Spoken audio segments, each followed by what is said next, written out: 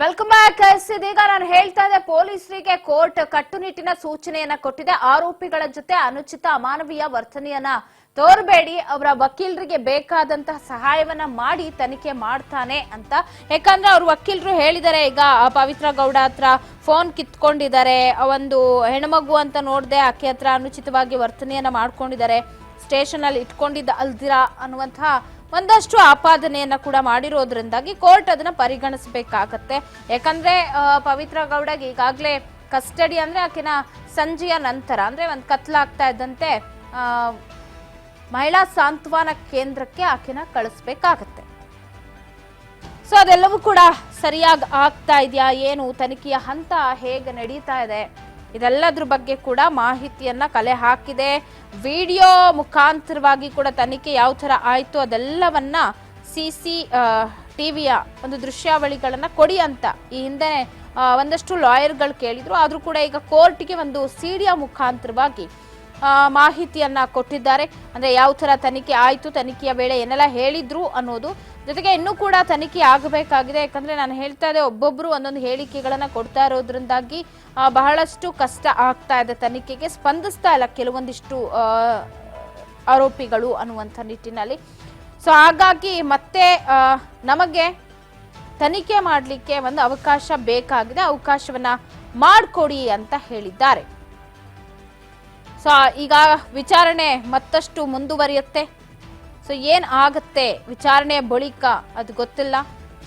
ಇತ್ತ ರೇಣುಕಾಸ್ವಾಮಿ ಕೊಲೆ ಕೇಸ್ನಲ್ಲಿ ನಟ ದರ್ಶನ್ ಮತ್ತೆ ಗ್ಯಾಂಗ್ಗೆ ಸಂಕಷ್ಟ ಮುಂದುವರೆದಿದ್ದು, ಆರೋಪಿಗಳ ವಿಚಾರಣೆ ನಡೆಸಿದ ಕೋರ್ಟ್ ಈಗಾಗಲೇ 5 ದಿನಗಳ ಕಾಲ ಪೊಲೀಸ್ ಕಸ್ಟಡಿಗೆ ನೀಡಿ ಮಹತ್ವದ ಆದೇಶವನ್ನು ಕೊಟ್ಟಿದೆ. ಅಂದ್ರೆ ಜೂನ್ 20ರವರೆಗೆ ಕಸ್ಟಡಿಯಲ್ಲೇ ಇರಬೇಕಾಗುತ್ತೆ. ಆರ್ಥಿಕ ಅಪರಾಧಗಳ ನ್ಯಾಯಾಲಯ ಎಂದು ದರ್ಶನ್ ಅಂಡ್ ಗ್ಯಾಂಗ್ ಮಹತ್ವದ ವಿಚಾರಣೆಯನ್ನು ನಡೆಸಿತು. ಕಳೆದ 5 ದಿನಗಳಿಂದ ಪೊಲೀಸ್ ಕಸ್ಟಡಿಯಲ್ಲಿದ್ದ ದರ್ಶನ್ ಗ್ಯಾಂಗ್ ಮತ್ತೆ ಪೊಲೀಸ್ ಕಸ್ಟಡಿಗೆ ನೀಡಿ ಜಡ್ಜ್ ವಿಶ್ವನಾಥ್ ಸಿ ಗೌಡರ್ ಮಹತ್ವದ ಆದೇಶ ಕೊಟ್ಟರು.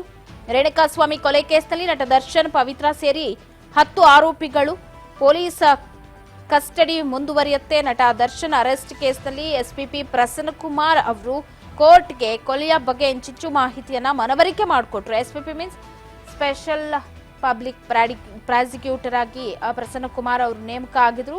ಇತರ ಆರೋಪಿ ದರ್ಶನ್ ಅವರು ಕೊಲೆ ಬಳಿಕ ಮೈಸೂರಿಗೆ ಹೋಗಿದ್ದಾರೆ. ಅಲ್ಲಿ ಘಟನೆಯ ಬಗ್ಗೆ ಇತರ ಆರೋಪಿಗಳ ಜೊತೆಗೆ ಸಂಭಾಷಣೆ ಕೂಡ ನಡೆಸಿದ್ದಾರೆ. ಅಲ್ಲದೆ ಆರೋಪಿ ಪ್ಲಾನ್ ನಂತೆ ಕೆಲ ಆರೋಪಗಳು ಕೂಡ ಸುಳ್ಳು ಕತೆ ಹೇಳಿ ಸರೆಂಡರ್ ಆಗೋದಕ್ಕೆ ಹೋಗಿದ್ರು. ಹೀಗಾಗಿ ಮತ್ತಷ್ಟು ದಿನ ಕಸ್ಟಡಿಗೆ ಕೊಡಿ ಅಂತ ಮನವಿಯನ್ನ ಮಾಡಿಕೊಂಡ್ರು. ಪ್ರಸನ್ನಕುಮಾರ್ ಅವರು ರೇಣುಕಾಸ್ವಾಮಿ ಕೊಲೆ ಕೇಸ್ನ ವಿಡಿಯೋ ಸಾಕ್ಷಿಗಳನ್ನು ಕೋರ್ಟಿನ ಮುಂದೆ ಮುಚ್ಚಿದ ಲಕೋಟೆಯಲ್ಲಿ ಕೊಟ್ಟರು. ಕೃತ್ಯದ ಲಭ್ಯವಿರುವ ಸಿಸಿಟಿವಿ ವಿಡಿಯೋಗಳ ಸಿಡಿ ಮತ್ತೆ ಮುಚ್ಚಿದ ಲಕೋಟೆ ಸಲ್ಲಿಕೆ ಕೂಡ ಮಾಡಿದ್ರು. ಅದರಲ್ಲಿ ತುಂಬಾ ಗಂಭೀರ ಅಂಶಗಳು ಕೂಡ ಇದೆ ಅಂತ ಹೇಳಲಾಗ್ತಿದ್ದು, ಅದನ್ನ ಒಮ್ಮೆ ನೋಡಿ ಅಂತ ನ್ಯಾಯಾಧೀಶರಿಗೆ ಎಸ್ಪಿಪಿ ಪ್ರಸನ್ನಕುಮಾರ್ ಮನವಿ ಮಾಡಿದ್ರು. ಆರೋಪಿಗಳು ಮೃತನಿಗೆ ಗಂಭೀರವಾಗಿ ಹಲ್ಲೆ ಮಾಡಿದ್ದಾರೆ. ಕೊಲೆಗೂ ಮುನ್ನ ರೇಣುಕಾಸ್ವಾಮಿ ಅವರಿಗೆ ಕರೆಂಟ್ ಶಾಕ್ ಕೂಡ ಕೊಟ್ಟಿದ್ದಾರೆ. ಆ ಡಿವೈಸ್ ಇನ್ನೂ ತನಿಖೆಗೆ ಸಿಕ್ಕಿಲ್ಲ, ಅದನ್ನ ಆರೋಪಿಗಳು ನಾಶ ಮಾಡುವ ಸಾಧ್ಯತೆ ಇದೆ. ಹೀಗಾಗಿ ಅದರ ರಿಕವರಿ ಮಾಡಬೇಕಾಗಿದೆ ಅನ್ನೋ ಮಾಹಿತಿಯನ್ನ ಕೋರ್ಟ್ಗೆ ಪ್ರಸನ್ನಕುಮಾರ್ ಅವರು ಕೊಟ್ಟಿದ್ದಾರೆ.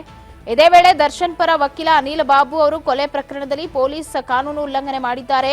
ಆರೋಪಿ 5 ಮತ್ತು 14ರ ಜೊತೆ ಮೃಗಿಯ ವರ್ತನೆ ತೋರಿದ್ದು, ಅವರಿಗೂ ಕರೆಂಟ್ ಶಾಕ್ ಕೊಟ್ಟು ಟಾರ್ಚರ್ ಅನ್ನ ಕೊಟ್ಟಿದ್ದಾರೆ. ಹೀಗಾಗಿ ಆರೋಪಿಗಳನ್ನ ಪೊಲೀಸ್ ಕಸ್ಟಡಿಗೆ ನೀಡಬೇಡಿ ಅಂತ ಮನವಿಯನ್ನ ಮಾಡಿಕೊಂಡ್ರು. 2 ಕಡೆ ವಾದ ಆಲಿಸಿದ ಜಡ್ಜ್ ವಿಶ್ವನಾಥ್ ಸಿ ಗೌಡರ್ ಇಂದಿನಿಂದ ಮತ್ತೆ ಪೊಲೀಸ್ ಕಸ್ಟಡಿಗೆ ನೀಡಿ ಆದೇಶವನ್ನ ಕೊಟ್ಟಿದ್ದಾರೆ.